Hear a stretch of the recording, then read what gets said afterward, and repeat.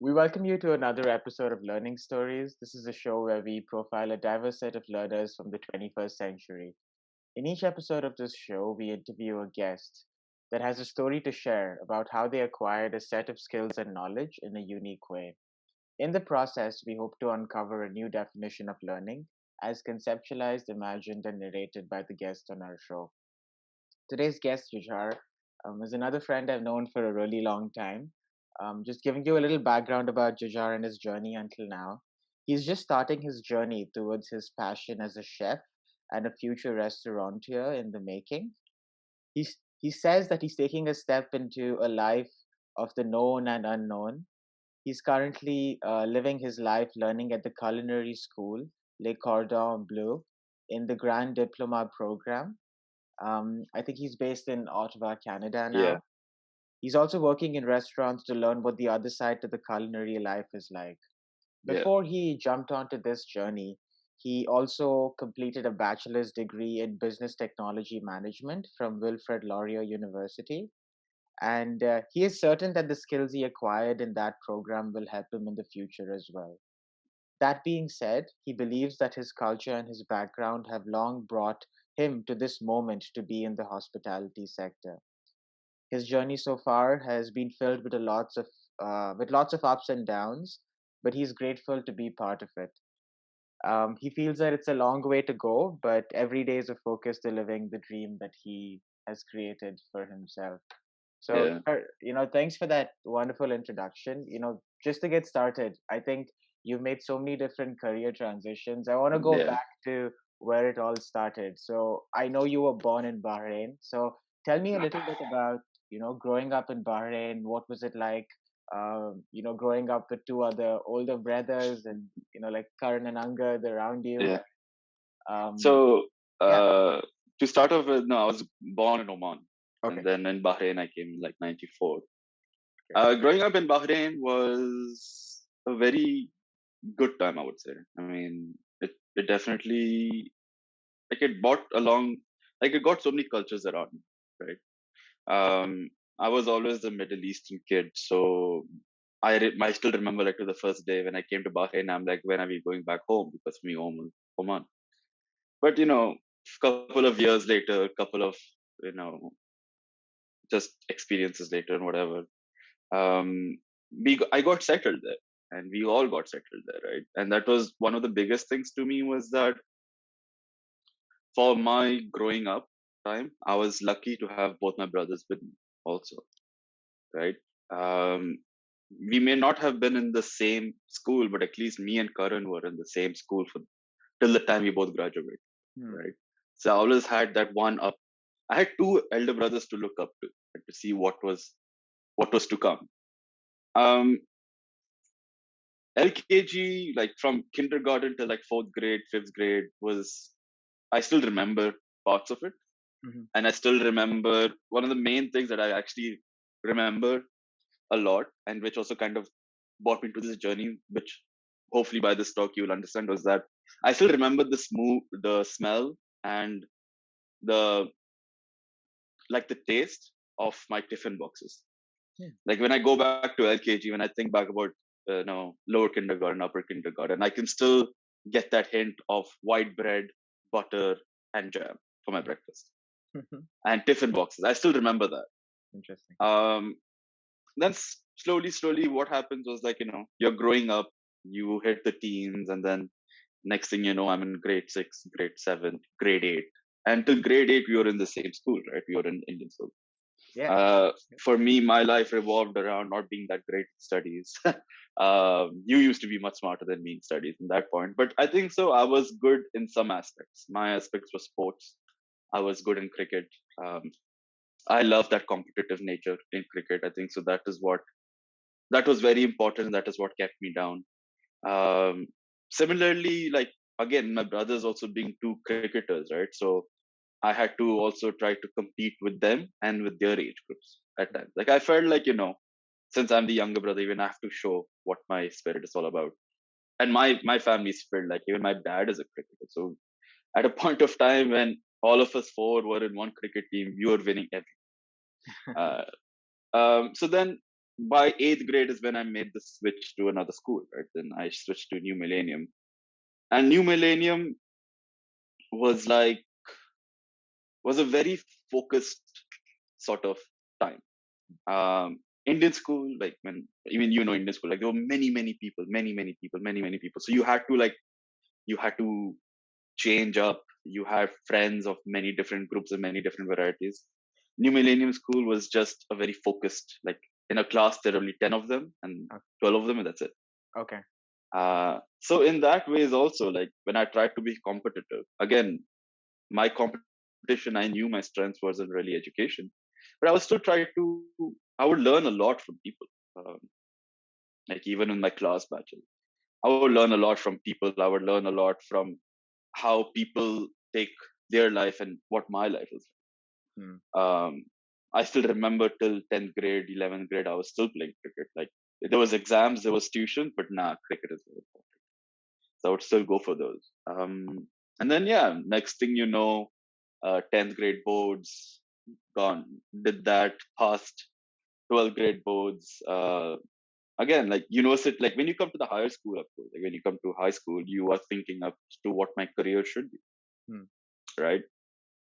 And to an extent, uh, like I'm sure whenever you're in school, people wouldn't have thought that, oh, I want to be, uh, I want to be in the hospitality industry, or I want to be, I want to be a race car driver. People haven't, I think so, in that education system, people weren't given those thoughts like, okay, if you want to do this, this is how you're supposed to go.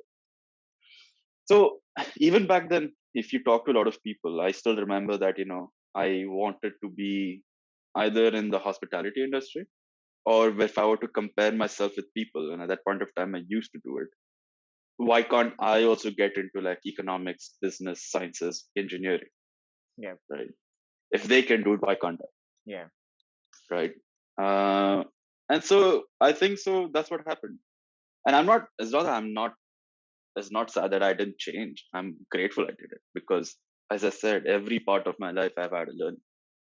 Yeah. Um, right. So then again, 12 gets done. What to do? Yeah. But Go for the first.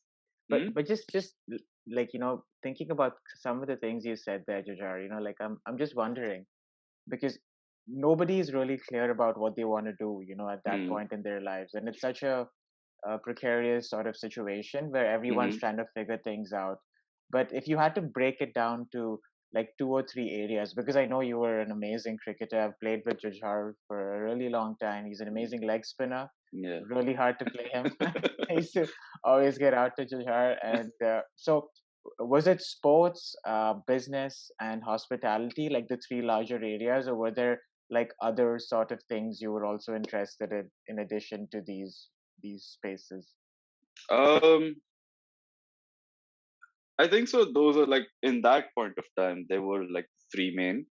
I remember myself being um, more very much inclined to art, right? I mean, art is also culinary is an art, Yeah, right? Similar to that, sports, and it was not only like cricket, like even I mean, those days people didn't know much about Formula One, but so Formula One is always something in me, right? yeah, yeah, Football, like there were a lot of people who would talk about football, a lot of people who would play football. I wouldn't know much about what is happening in the leagues, but I would be happy to play. yeah, And again, in New Millennium, like when I was in high school, I think so I got the opportunity to play because it was such a small crowd, yeah, right? yeah. And any sports to that say. I still remember when I first made the switch when I made the switch in eighth grade. I was right away put into like the running team. They're like, I didn't even have the uniform by then. Like it was literally the first day, and Mm. they're like, "Oh, what do you do?" I'm like, "I play cricket." Okay, go run. Okay, and then I just like sprint. When people were coming back, I was like already passing them. Right, so that was what it was. I'm like, okay, this is maybe something I'm good at. but But but yeah, you can sports, say, yeah, but huh? sports does seem like a very important part of your life growing up. Like, It what are does. some things you think sports taught you, like growing up, that you felt you can still apply in your life right now? Yeah. In sports, definitely like teamwork is one of the biggest things. And in this, like what I'm doing right now, also like teamwork is a very big thing. Mm. Teamwork. being positive. Being positive is a very, very big thing. Like even when things aren't going your way, you are still like, you are still trying to achieve that. Mm. Determination, like when things go down, you still want to do it, Mm. right? And most of all, being positive. That is one of the biggest things I would definitely say. Like sports does do that. Um, like I still remember many times in the cricket field, like where I felt let down, and when other people's were up, like they were like, "Nay, nay, it is still a long way to go. So Yeah. just keep at it." Uh, Sports definitely helped me with that. Um, and of course, like more than anything, sports allowed me to get my mind off a lot of other things. Yeah. Um, like when playing cricket, you don't want to think about, oh, what happened in my maths exam. It Yeah. doesn't happen. So you get your mind off a lot of things, and I think so that is what keeps you focused on what's happening in front of Sure, and I completely relate to that because in a lot of ways, sports was also my safe space because you're going you. through a lot of changes, as a Yeah, teenager, and I think sports gives you an outlet to channelize yeah, those energies. But yeah, Jujhar, I know you were always passionate about food. I remember when we were in the same school, yeah. we would always get excited about what was in the Canteen, canteen. I yeah. think there was like a dish called hot Chicken hot garlic, garlic, yeah. yeah, that all of us really Yeah, liked. So yeah. I'm thinking about you mentioned the tiffin box, right? And you're also Mm, from you're from a Sikh family, and food is a really important part of your culture. yeah. And what were some of the things that uh, your family used to cook at home? What were your earliest memories of food growing up? Mm, And would you go out with family and try new restaurants when you yes. traveled? So how did this interest in food? I mean, what were some early influences that led to? Because I was reading up about some, like prominent Indian chefs like Mm, Vikas Khanna and Ranveer Brar. I told you about this yeah, when we yeah, spoke yesterday, and yeah. they always had this. Like Vikas Khanna, for instance, he used to go to the Gurudwara in Mm-hmm, Amritsar, and he mm, used to cook, help with the langar over there. So I'm curious mm. about were there any similar stories in your Yeah, life? yeah. Definitely. Like there's always been many stories like that. I from the as I said, the earliest I can remember was just the tiffin box in our lower kindergarten. But then once I grew up, I used to go back to India for any summer break, right? And over there, I remember my grandfather, and my grandmother used to cook, and my grandfather was this very um, larger than life personality. Right? He was so happy. I mean, he had 7 kids, so when all of us used to come to one house, and trust me, like the house was small, but his heart was so big that the house felt like it could fit Wow. everyone and more, Wow. right? So I remember like his early days of just making a chicken curry, right? And it was not like it was like one big piece of chicken per person, and that's it. um, Before that, it was also like for breakfast, right? In our household, breakfast is a very big thing, Hmm. right? So whenever we used to come there as kids, we used to get something called bamgola. So bamgola is basically, uh, and this is where I learned, right? So it is basically hot paratas. And if you think about it, how healthy it is, not very healthy, but it's hot paratas stacked, and between hot paratas there is so much ghee and sugar. So you have a stack of 10 paratas, Wow. and between them is ghee and sugar. And so Okay. then he would cut it all, and with his hands he would squash it to make like a ball, Okay. right? Wow. And every cousin used to get one, and then they would get two, and then they would get three until your hands are up. If your hand is up, that means no more. That means I Wow. can't eat anymore. So that is what our culture was like. It was like in a way it was force feeding, but in a way it was like that was my earliest memory, Wow. right? And then come back home, like in Bahrain, my I was grateful. I'm grateful. Like both my parents used to cook. Oh, did My they? Okay. mom, my mom, my dad, they both cook, and to date they both cook. Like they sort of compete now. Like, oh, my restaurant, my dish is better than theirs. Today I'll make a better dish. And so it's a So, cute ways. like, tell me, like 3 or 4 of your favorite dishes that mom and dad used to cook. And again, Oh, it's hard to say 3 or 4 yeah, because it is all very memory. Like it is all like memory or mood based. Like I have memories of great meals. I have memories of great dishes. But like I remember the first dish my dad helped me cook with him was again a basic simple chicken, okay, and to this date any sort of like chicken curry or fish curry with rice is my favorite. yeah, right? I still remember, or we still remember to the time when we went to Singapore, right? And we used to eat all sorts of things, right? But by the end of the day, like by the end of our like by the end of my trip, I was crying like I want fish curry. Just get me some. Yeah. But yeah, we have been. I'm grateful that my dad is, or my parents have also exposed us to a lot of different like cuisines.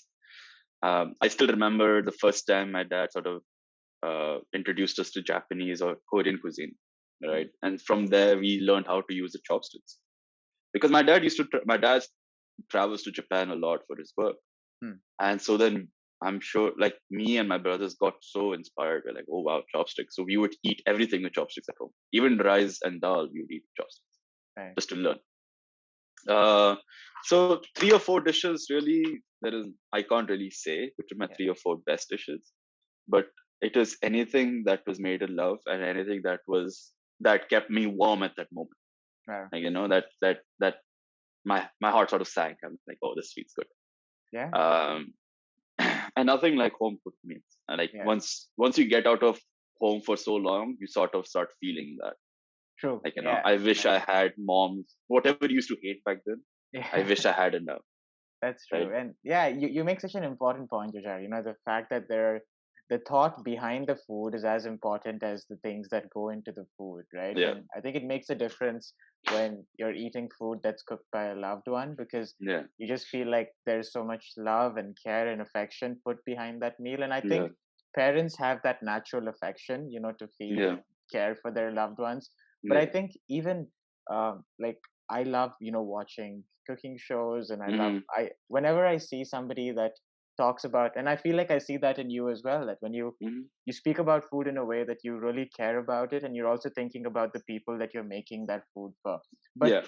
before we jump into the food journey, right, Jujhar, Yeah. I feel like there's this big part of your life where you did two big things. You immigrated to another country, Yeah. and you also started a program at another university. Yeah. So, what were those two experiences like for you? Because immigration is hard for anyone, It is. and how did you end up choosing that particular program, and what was your experience there too? So that particular program. So to be honest, that was the first program that gave me acceptance. All Okay. right, and it was when I looked into the program, it was a very good program. It was a very futuristic program, right?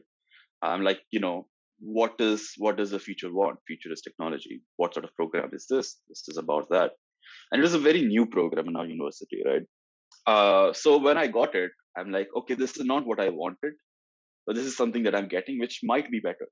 Hmm. So I took it. Hmm. uh, and then also I'd applied to many places. Like I applied to UK, I'd applied to Canada, I'd applied to Australia, India. Like both my brothers had gone to India, Hmm. and I don't know. Looking back, it might have been different, but then they were like, "Oh no, you're the most NRI person out there, so I don't think so you'll be able to settle down in India." I'm What like, ah, what do fair what do enough. both your brothers do, Jujhar? So both my brothers went and did engineering in Okay. India. So Okay. Angad, the eldest one right now, he did his mechanical engineering Got in Punjab Engineering College. And then again, like all of us, we all had different paths in life. And again, if I were to say like they've been biggest influences because what path they did and what path they're doing now is totally Oh, really? different. Yeah. So Angad is now in like a supply chain firm called Aramex. Is very big in the Middle East, and he's a director of innovations, which is Wow. amazing. Wow. Karan, my second brother, he did his electrical engineering from Thapar, again in Punjab. He worked in his field for a year. He's like, it's not for me because his passion has always been being in the stars. So now Hmm. he's a pilot. Wow. He's a pilot for Indigo, and he's flying high, and he's enjoying it. I feel. Like he's enjoying what he's doing. Um, and now comes to me. So I've done that business program. I still remember the date when I landed. I landed on 20th of August, 2012. Yeah. I still remember uh, like that whole scenario of going through the airport and something was there. And then I still remember my first day in school, which was 3rd of September 2012, Hmm. like first day university. And my parents have done this for two elder brothers, right? So they know what to do. Hmm. So what they've done for both my elder brothers was that again, there's a relationship between parents and sons and a parents were teen daughters. I wouldn't know what the relationship is, but I'm sure it is a lot more, sweeter. Yeah. But for my parents, they purposely did this to all of them. It was just like put them in the room, close the door, and get out. Oh. Because in that way, they're like, okay, this is your life. Yeah. Start it. Yeah. Started on this foot. Yeah. I'm like, okay, it's not too bad. So of course, like, we hugged it out, whatever, and then they closed it. But Yeah. so again, I still remember my first day in school, my first day in university, my first day in the dorm room. And I remember telling myself, like, this is going to be a long journey. So buckle up, make the most of it. Mm. University life was interesting because, again, like for immigration, I'm sure so you must have felt the same way. There's a big cultural shock, Yeah. humongous cultural shock, right? What were like 2 or 3 things Canada shocked you with? And you Firstly, the weather. Yeah. It's just incredibly different. Yeah. The place that I went to, or like the city which I was in, there weren't many international people there. I was like maybe 1 or 4 or 5 people there. Interesting. You were in Waterloo, right? No, I was in Brantford. Brantford, okay. So I don't know if you know what Brantford is because it's a very tiny city. But like everybody there, even they didn't know where I was from. They didn't know where Bahrain was from, and Mhm. to an extent, also like it was hard for me to sort of tell people where I'm from. Yep.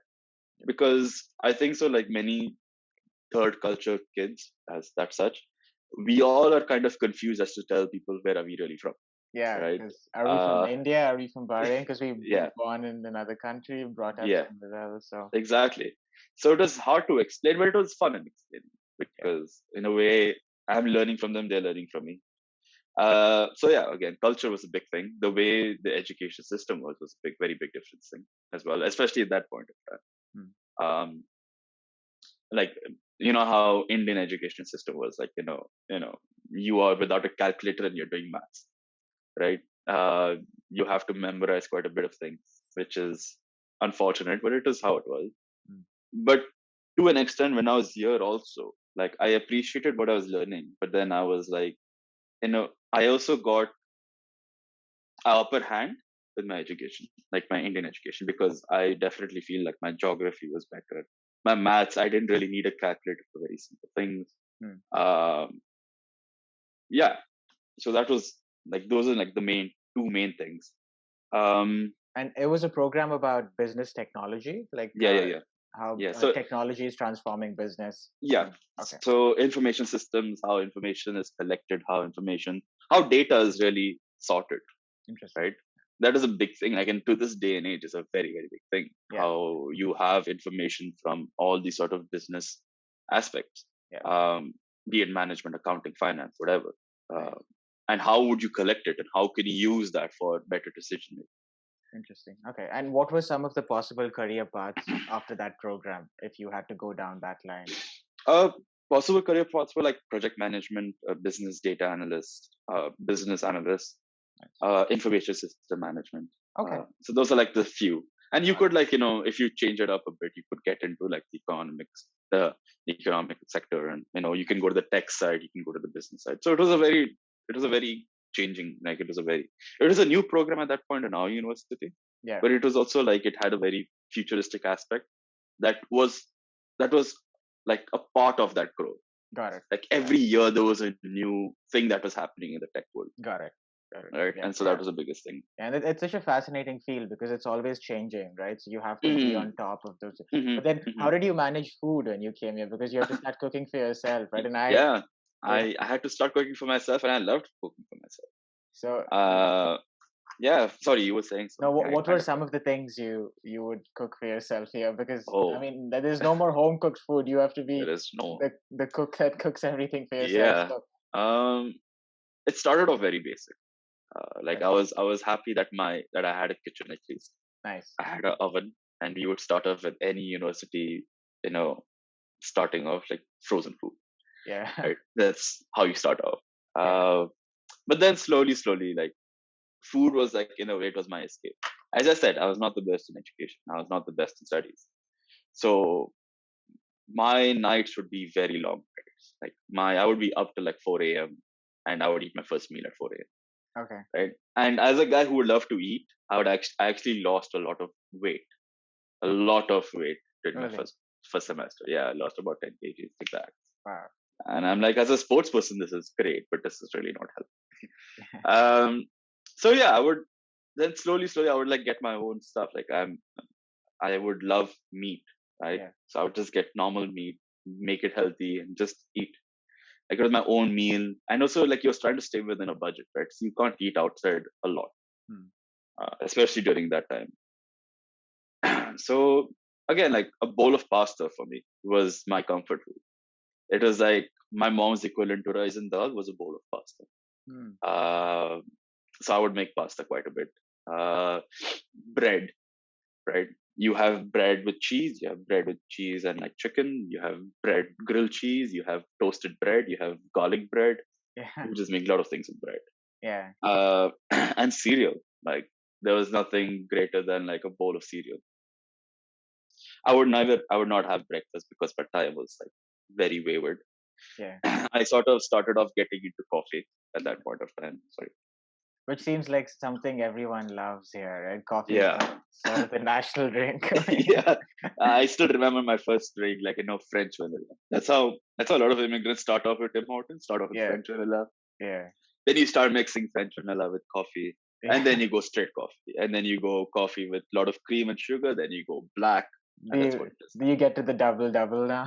Oh yeah, yeah. Yeah. Double double, and now it is just black. And then Yeah. you're like, oh, there's too much coffee, so let me switch to green tea. And then you start with green tea, and then you're like, oh no, I love chai. So then you'll try to make chai at home, but it doesn't Yeah. work out the same way mom That's true. That's true. Yeah, like because I mean, even the ingredients, right? I feel like a does. big part of getting meals ready is sourcing the right ingredients, Yep. and then also, I think when you get your own kitchen, you really realize how important it is to not only Yep. cook your meals but also keep that space clean. Because I feel like a big Yes. part of preparing meals is Yes. when we're young, we're not part of both these processes. Yeah. I mean, if Yeah. your parents got you in the kitchen and told you, but that would be Yeah. great, but Yeah. I remember just going to the kitchen and like eating. I was Eating. not a Yeah. great model, but I think how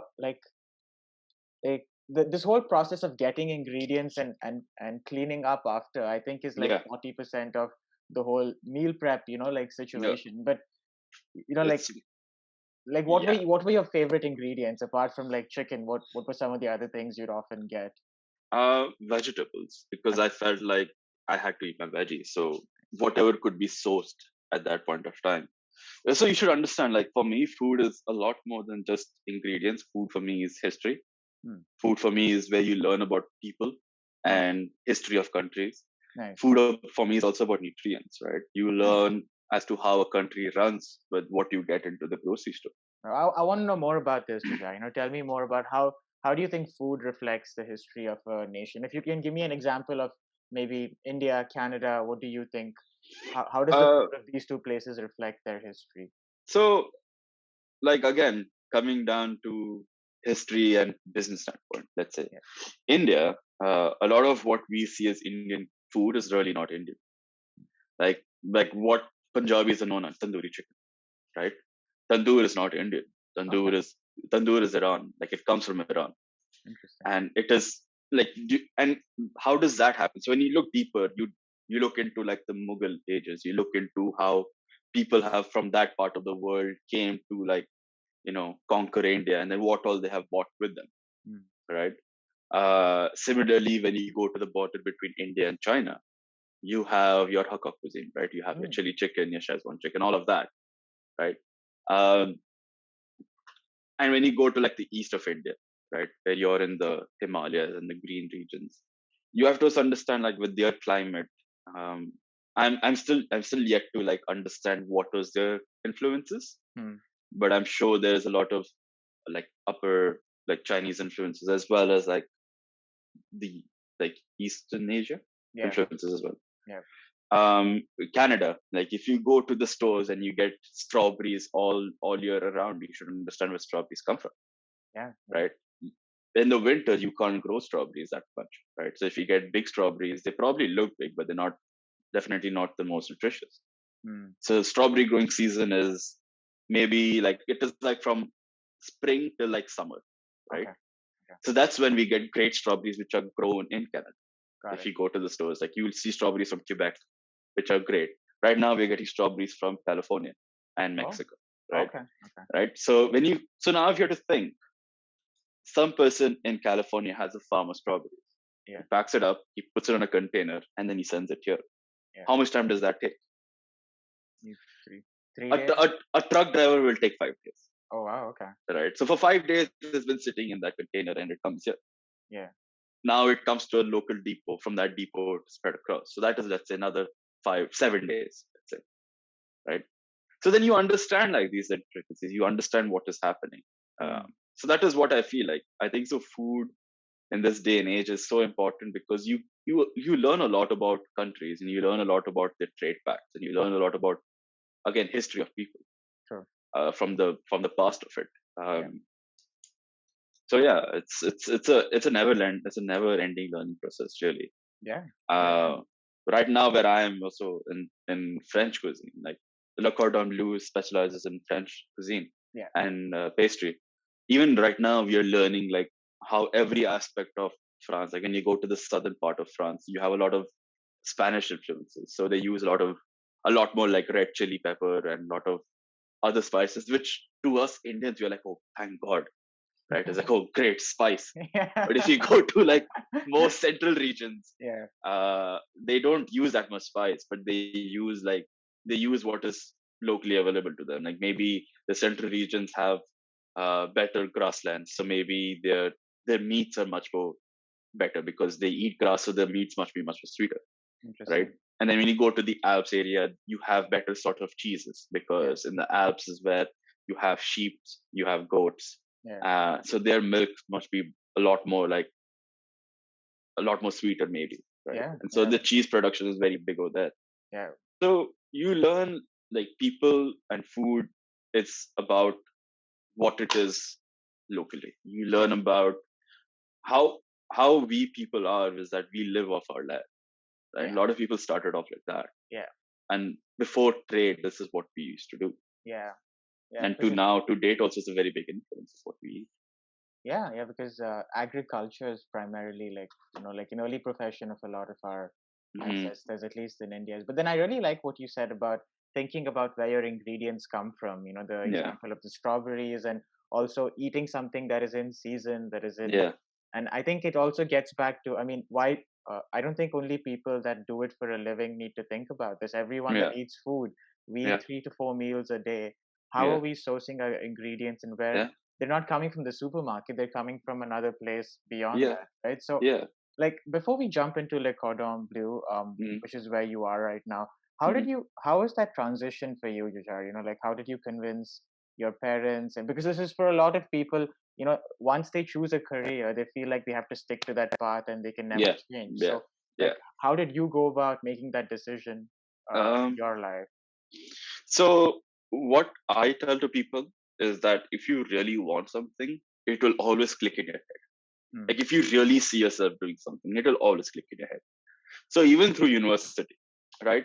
Uh, I didn't give up what was saying. Like I had, it wasn't the best as such because like for the first time in my life, I experienced what failure was like, Hmm.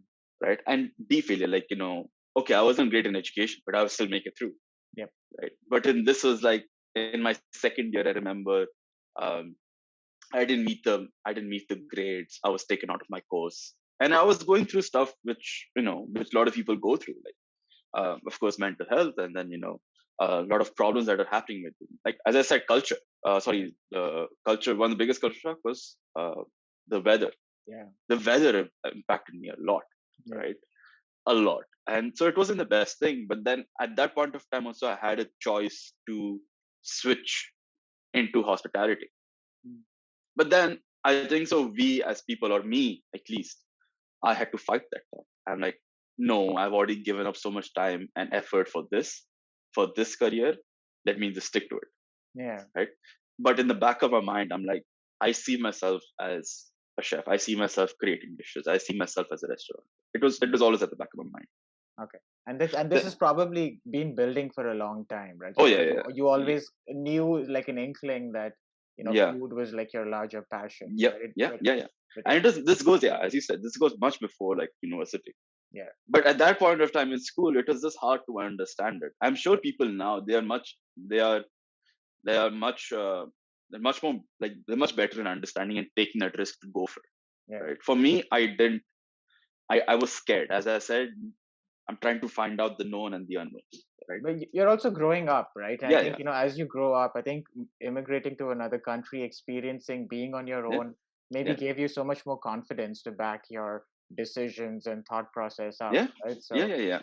It was definitely a thought, right? And it's again, it starts off from there. Then you immigrate, and then you're on your own, right, for the yeah. most part of the time. So again, during universities, I would cook and I would watch how to cook videos, and that was what got me through a lot of university, like stressful days.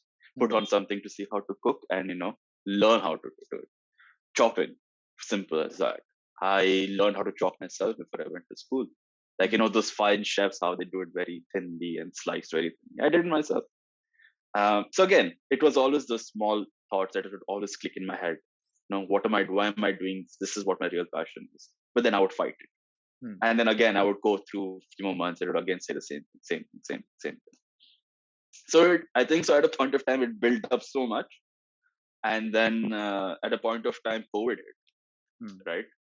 Uh, Again, like before that, whenever I used to go back home, again, me and my family, me and my brothers would always prepare meals for our parents, and it was like a competition again.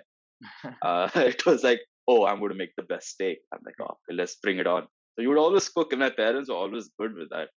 They didn't mind. Like we're a culinary household to say, But right? but you're the person studying chef. I'm just curious, like who do you like off the top of your head, who's the best chef at home in the five of you? Oh, Because I know auntie and mom, uncle are really good, like cooks. yeah, So mom definitely. Like mom, she's the one who cooks. The kitchen is hers. yeah, For mom, the kitchen is hers, and the best chef would be mom. nice. Okay. Dad, yeah, of course, dad brings his own new recipes. He knows what is what, but he doesn't know the kitchen and out like my mom does, Yeah. Yeah, I right? think most of our moms are like naturally because over years they've just they've cooked so much and Yeah, they do it from a place of love, but they're very yeah, skilled at it too, yeah, right? oh yeah, oh yeah, yeah. So So yeah, coming back to that, again, university, I had the choices of going for it, but I didn't because I was scared. yeah, Uh, because again, that was the unknown, and I knew I was passionate about it, but I was like, suppose I went into this industry and I failed again, yeah, what would happen? What would I do? What would be my backup? What would I do again? yeah. Um, Again, went through with it, and then I got my first job. My first job was in sales, and I was in motor oil sales, right? So I was fortunate enough again to travel in Canada, like especially GTA and then Ontario, like into Ontario, Quebec, into Vancouver. So I was grateful. Mm. Um, that being said, I'm grateful for all the aspects of my life so far. But again, within those days and with those travels, I had to drive a lot, right? And in those drives, you start thinking like you can't listen to music for 4 hours. Like, you sort of shut it down and you start thinking like, what is it? And then you think about, oh, when I go back home, this is what I want to cook. Why am I doing this for a living? What is my actual thing? Again, these small clicks that keep on coming, keep on coming, keep on Yeah, coming. And then COVID hit, and unfortunately, I lost my job. mm, Right? It wasn't a great place to be, but I had the opportunity, and again, I'm grateful for a lot of things. And then I had the opportunity to go back home to Bahrain. Uh, so I went back home, and unfortunately, I couldn't travel back, right, because of all the restrictions and stuff. So wow, ended up spending 5 months in Bahrain. wow, yeah. And in those 5 months, I didn't connect much. I Mm, didn't connect with very much with people. There were few people I would keep with, but being at home was like my place to be mentally stable. got it. Like I would bring down my thoughts. I would again with my parents, like now my parents being there and my one only son being allowed with them because my other two brothers couldn't come. It was always like, oh, for breakfast we think about what's for lunch. For lunch we think about what's for snacks. For snacks we think about what's for dinner. By the end of dinner, what's for tomorrow's breakfast, right? So we would bring a lot of new recipes. We would try a lot of new things. Me and my mom would, especially my mom, like she would cook a lot of new things and try a lot of new things.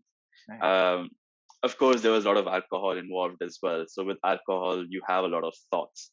Yeah. And with thoughts, you have a lot of ideas. So then you think about, oh, let's do this, let's try that. Um, and then, time came that I had to go back. Mm. So at that point of time, I'm like, let's give this a shot. Let's give culinary sort of a shot. Mm. More than culinary, so at that point of time, it was like I didn't have a job, so I had to survive. Yeah. Right.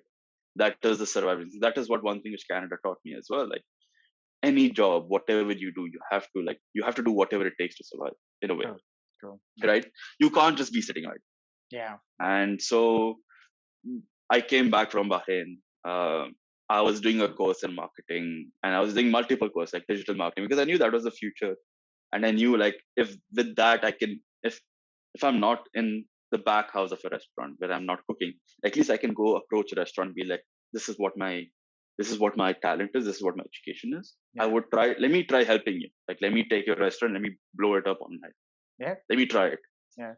But then again, I had to survive. So then I joined a factory. Like, and it was, of course, it was a job that was like, as a university graduate, you would think like, oh, why am I working in a factory? Yeah. But it was a coffee factory. It was an espresso factory. So I learned a lot about Nespresso. I learned a lot about their coffee, about their machines. Yeah. But this was me doing the groundwork. Like I was on a line, packing up things and sending it out.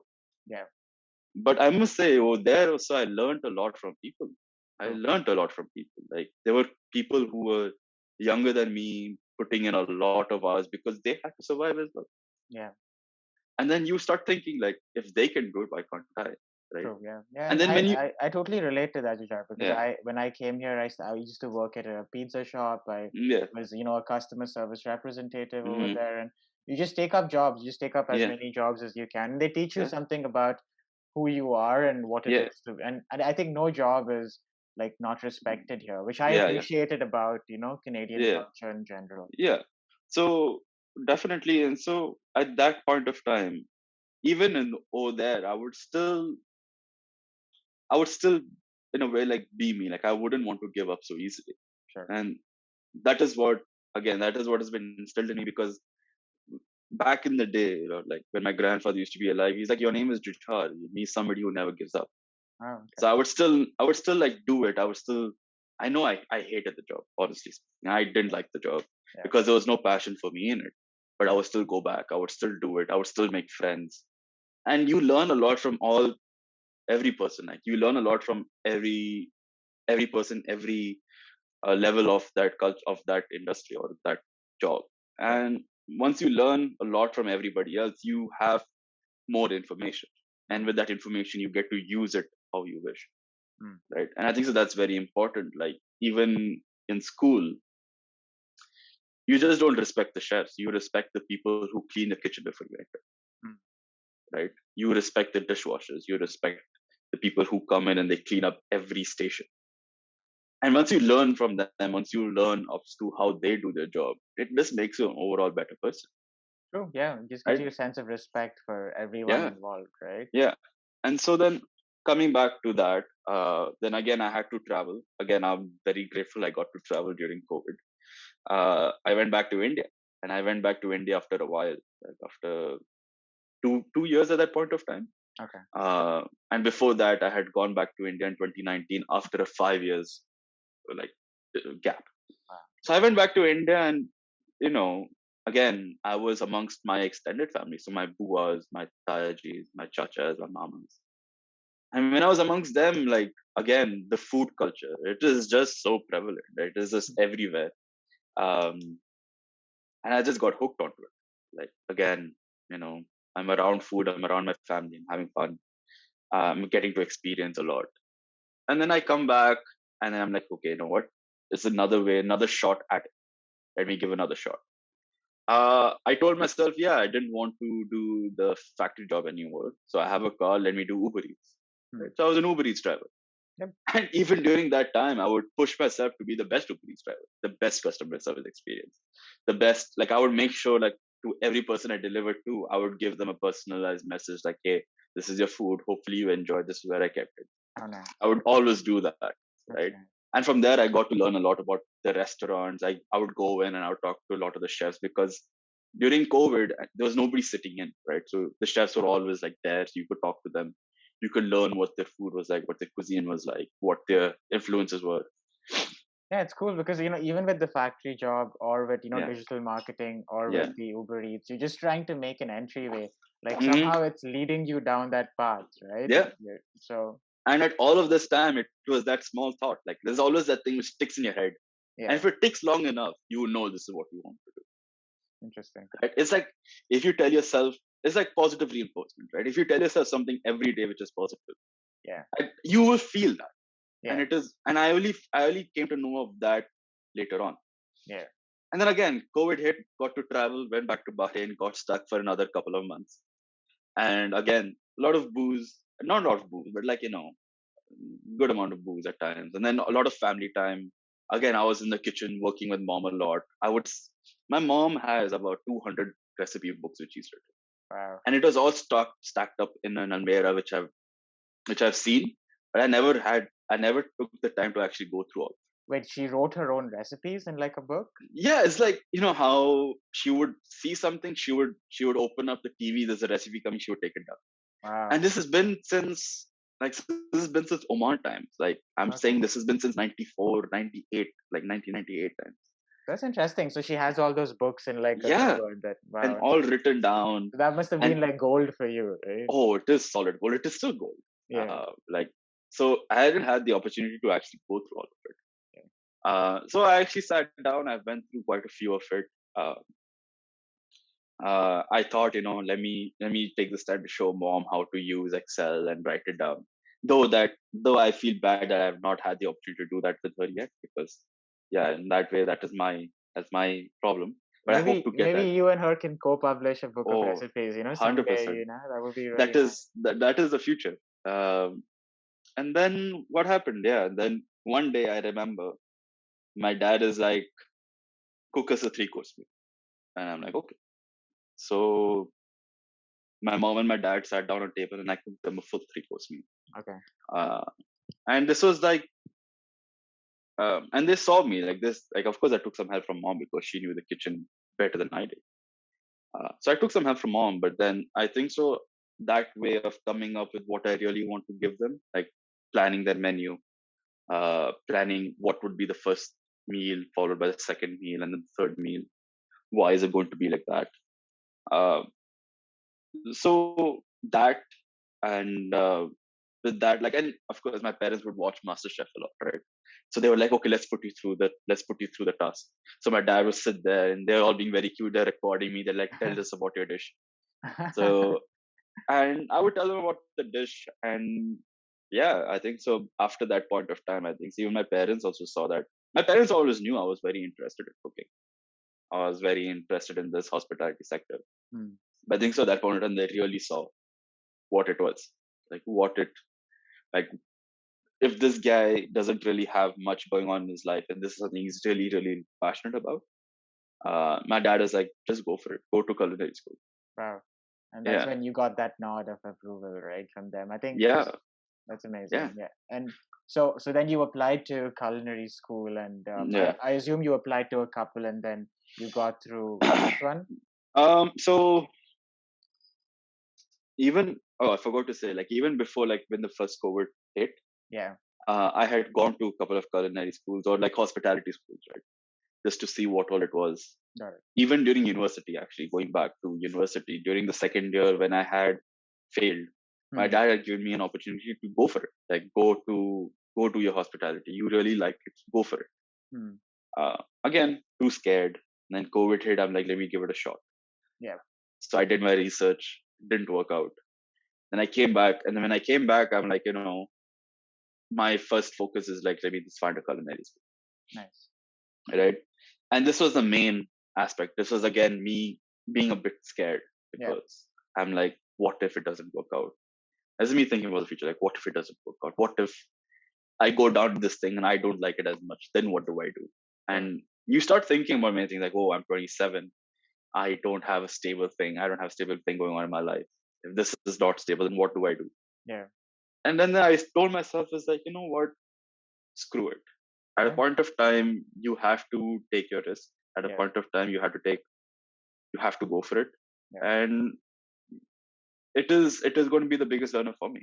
Yeah, and I think at this point in your life, you really start comparing yourself to yourself, right? And Yeah, yeah, yeah, you came such a long way in your own yeah, life, from yeah, immigrating, completing a program, even though it was hard, you know, yeah, overcoming all the challenges, your first yeah, job, and the COVID yeah, pandemic, and how it's affected all of us yeah, mentally, right? It was yeah, really a struggle for a lot of international students, even PR people and people with yeah. it. So I think, yeah, like so what was, like once you got in, George, like what was, I mean, how is culinary school structured? What do you do in a program? Is there like a general template in terms of how long you study and what you study? So every culinary school has their own program. Okay. I knew what I wanted to get myself into. I knew that I didn't want to spend more than a year. Um, right. In terms of cost, I knew like what the cost should be like. Okay. Yes, the one which I'm in is definitely one of the more expensive ones. Yeah. Right. But it hit all the other aspects for me. Like, it's a very focused program. It's a short program because it worked for me. If I Yeah. was in my earlier stages, I would have Yeah. taken a longer program. Got it. Something which was maybe over 2 years because I could afford to spend that much time in True. that program. True. Um, so yeah, like my structure in school. So my course is the Grand Diplome. The Grand Diplome course is basically where I do both the cuisine and French cuisine and French pastry side by side. Okay. Right. Okay. So people in my school, they can either do French cuisine or they can either do French pastry. Yeah. It will still be, and it's a 9 month course, right? So they can do either French pastry for 9 months, either French cuisine for 9 months. I'm doing both of them within 9 months. Oh wow. Okay. So for me, my program is very intense because I am in school 5 to 6 days a week. Okay. My timings are probably from 8 to 2 or maybe from 11 to 9, Wow. depending on the day. Yeah. Um, So there are like nine months are broken into 3 semesters. That is Okay. basic, intermediate, and superior. Okay. Uh, Currently, I'm in intermediate. Okay. So the basic one was basically like it's French cuisine and French basics. So they teach you like the basics of everything. Got it. And I'm sure the basics of any culinary school is wherein they teach you how to cut your vegetables. Actually, no, before cutting is how to clean your vegetables, how to Sure. peel them, and how to cut. Okay. And with all of that, you learn about sanitization, which is a very, very important thing. Yeah. Right? As you said, like you have to learn how to keep your place clean. Yeah. And that is one of the biggest important things. So basics was basically that. And of Yeah. course you learn a lot of recipes both in cuisine and pastry. And you learn a lot of cuisines that are very like home cuisines to a lot of French people or Nice. in the city of France. Like uh, you learn the chicken supreme, let's say, then you learn like the soups, the vegetable soup. You learn the uh, cauliflower soup. Then you learn into the stews, which are very homely meals. Got it. Like people in their household with what the ingredients they have, how do they cook it? Got it. Very, very. I'm sure everybody must have seen Ratatouille, the movie, where the small the rat is just making ratatouille. Yeah. What they show is a very fine dining version of what it actually is. Yeah. What it actually is basically like a vegetable stew, and whatever vegetables you grow in your garden, right? By the end of it, what do you do with them, Yeah. right? And it turns back very much to Indian culture, right? What all we have, what do we do with it? Yeah. And so you should turn back to the time, like in those days and age, they didn't have place to store, like they didn't have refrigerators, they didn't really have a lot of places to keep something for a longer time. Yeah. So it is as organic as it gets, Yeah. right? Yeah. Everything has a shelf life, and during that time, the shelf life is as organic as it is. So before it went bad, what do you do? And Yeah. that's how Ratatouille is, right? It's a very classic home cooked meal. Yeah. It's one of my Uh, favorite films. yeah, and I mean, of course, been many films, and those are one of the films that also inspired me, along with a lot of people that also inspired me as well. Yeah. And So then yeah, so in the intermediate and senior, like you're probably going much more into depth into terms of like I feel like they set up the foundation and the basic, and then Hmm. is that normally how most hospitality programs? Because some people that will be listening to this, right, Jujhar, Hmm. they're also probably curious or interested about the hospitality sector. So Hmm. is a longer program also structured in the same way? I'm sure everybody has to start off with basics because hospitality also. No, no. Now I'm in one part of it. I'm only in the culinary aspect of it. Right? If Got you it. go into hospitality, I'm sure it's a much bigger program than many more things did. And to be honest, I'm not so sure about it. Got it. So I Okay, can't really tell you. that But makes in sense. terms of culinary, Yeah, I'm sure this is how it starts up, perfect. and Yeah, I'm very sure it's how it starts got it. up. Okay, You everybody has to start off with the basics to know what how you build out of it, sure, right? sure. So now in the intermediate and superior, intermediate is more in depth as to every part of France. You have the north, south, east, west, central. Got it. Okay, Again, my program is very much French, like it's a very French focus. It okay. is right. I'm sure if you go to other culinary programs, like, and I'm sure a lot of people will know George Brown as well, right? Yeah. Um, I'm sure like those programs, even though the basics would be almost the same, right? I'm sure their influences would be different in terms of their culinary, like Hmm. what they teach in the school or what cuisines they teach. That's why they also have their master's program, which is again a very in focused, in depth program. Hmm. So they have a very in focus Italian cooking program or in depth French pastry program. This is George Brown in Toronto, right? Yeah, Georgia, and like that, there are many like the Stratford, which is close to where you are. Yeah, Out in the west, also there's a couple of schools got it. that do it. So, and this is what intermediate is. So it's very in-depth focus as to the particular regions of France. What are their influences of, right? So wine is a very big thing. Wine and cheese is a very big thing in France. Mm-hmm. Uh, the the French are like one of the biggest producers of cheese in the world, Interesting. right? Okay. And they have more than 3,000 types of cheese. Wow. So then you have to learn as to how it is made, like wine, especially, right? You if you go into a sommelier's class, you learn in depth as to how wine is made, Hmm. and there is so many aspects to how wine is made, right? It's from the soil that you grow, which type of seed you put, what water, what is the weather conditions, when do you pluck out those grapes, when how do you season, like how do you work those grapes?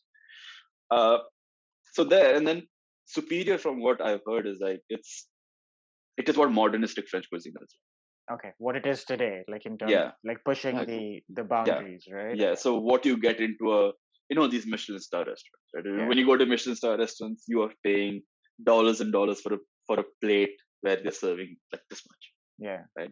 So they teach you into that, like what is it, what goes into that, Got it. what are the people might think is just a small piece, it's a small dish, but the amount of work that goes into presenting it perfectly is is a whole team behind it, and that's what people don't understand. Like you have a team of of course, where you source your products, you have the sourcing team, then you have the team that comes up with the idea, Hmm. then you have the team that teaches you like how to prepare, like as I call mise en place, how do you prepare these ingredients, how do you uh, make sure when service is very rushed, how do you know like this is where it is kept, this is where I have to take it, this is where I have to keep Hmm. it, right? So these small things. Oh, well, snowstorm going on outside. Oh. Canada. Yeah. So that is what Superior is going to be like.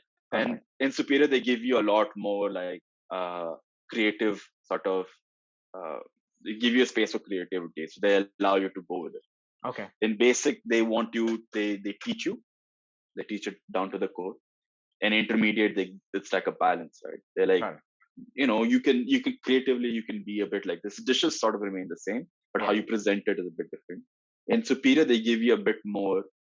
They give you a room to like experience and experiment, Interesting. Yeah. right? And I feel like if you have a chance, do follow Jujhar on Instagram, because he Yeah. has the most amazing photos. Whenever Jujhar puts up like a story about something he's cooking, Yeah. I wish I could eat that. Yeah. So Oh, dude. I mean, I will. Is that okay if I link them to Yeah, your yeah, yeah. Instagram so that they Definitely, can definitely, follow your definitely, journey? definitely, But definitely. Jujhar, Yeah, just to be respectful of time, like I know yeah, there's so much more to your journey, and this is just the yeah. start for you. And I hope I get to chat with you 5 years down the Definitely. line to see where you are going. But like, are there some chefs or restaurants that you are really inspired by, that really, changed or influenced your thinking? Um, yeah. So I remember one of the first chefs that I really, really enjoyed looking at was this guy named Heston Blumenthal. Okay. Right at that point of time, he was doing such modernistic things. Okay. It's incredible. Okay. Uh, then from Heston, of course, you have Anthony Bourdain going around his countries and the way how he spoke about people and food. Yeah. Right, that was one of the biggest influences for me. Of course, you had Marco Pierre White and Gordon Ramsay because they're everywhere on YouTube, and that was the people who I followed.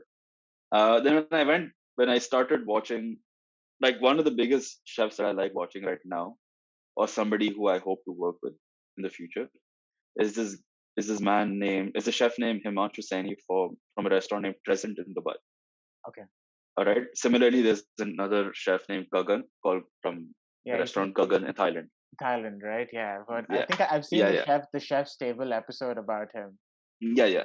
So what they're doing with Indian cuisine, I think, so is very, very important, and I think so it is very cool. Right? Nice. They're giving a very modernistic influence to what Indian cuisine should be. Nice. Uh, Everywhere you go in any Indian restaurant, you'll always get the same curries. You get the same vegetarian dishes for the most part. Yeah. But I think so they take a very in-depth look as to what Indian cuisine can be in the world and how we can really step it up. And they take a lot of recent influences. They infuse a lot of their dishes as well. So I think so that is something that really sits with me.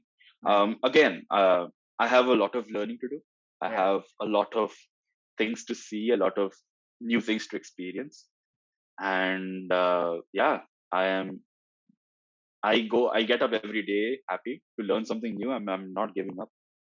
I am busy 7 days a week. I think this is like the first time in a long time that I'm not busy Yeah. because working and school, Yeah. 7 days a week, I'm in the kitchen. Wow. So, Yeah. Yeah. I yeah. think, yeah, Jujhar, thanks for being so honest about your journey. I Thank think you. I learned so Thank you. much. I feel like Yeah. I'm suddenly so much more curious about, like the culinary world, and Yeah. and even maybe just going and cooking myself a meal now. Oh, I'll you try should. to be You more should. conscious about what I'm making, and put Yeah. more passion and love into it. Yeah. But thanks. Thank you. I will No. be linking Jujhar's Instagram Yes, please do. and the names of the chefs that he mentioned. But do Yeah. follow him on Instagram to know more about his journey in this wonderful world that he has entered. And for now, thank you for listening. Thank you, Jujhar, Abhishek. Thank you for giving me the opportunity to talk. I never knew I could talk so much, so but thank you. no, but this is great, Jujhar. I feel like Thank you're just a natural at sharing your story, and I hope this becomes an archive of your thinking at this point Definitely. of time, and then Definitely. hopefully you get to look back at this and see that this is what I was at at a particular point in my life. Yeah. So, Thank you so much. Thank you so much for giving me the opportunity. I'm really, really happy. And if anybody wants to get in touch with how the culinary, if they want to start into it, I would definitely say go for it. If you read stuff online, if it feels negative, don't don't don't believe that until you haven't gone through it yourself. true. So give yourself the time to go through. So let's see. Yeah. Perfect. So, for the listeners, thank you again for tuning in to this episode of Learning Stories. Stay tuned for more such episodes. Yeah. And make sure you follow Jujhar again. The show notes will be at the bottom here.